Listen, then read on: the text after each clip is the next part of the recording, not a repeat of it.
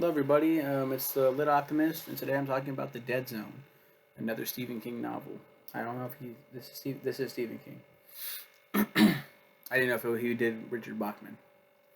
In 1953, a young boy named John Smith, very original writing, Steve, falls while ice skating and hits his head pretty hard. When he wakes up, he says, "Don't jump it no more."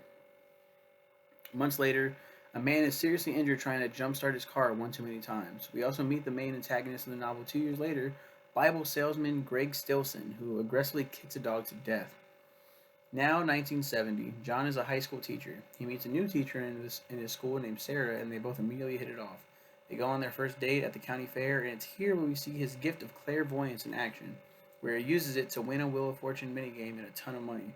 Sarah's creeped out, but not so much so that she'll deny him a second date. Happy, he catches a taxi home and gets into a huge accident. He wakes up from a coma 4.5 years later. It was here where my mouth dropped. What an amazing twist. The rest of the novel shows him trying to cope with the world that left him behind and coming to terms with his gift. Gift. Such an excellent novel. Highly recommend the Stephen King classic. Thanks go to Natalie Titus for requesting this novel. Yeah, Greg Stilson tries to run for mayor, and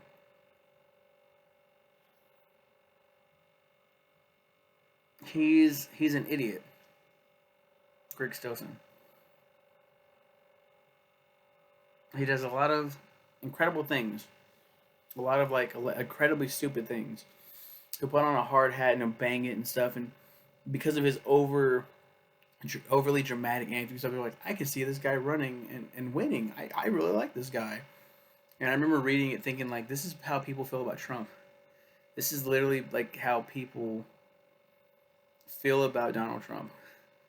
And like, oh man, this guy can make a great president. He's funny and he's like so unfiltered. I love this. It's like, oh my god, make it stop.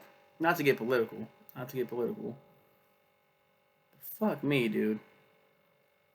It's just a comparison I saw in this that's like, wait a minute, like whoa, I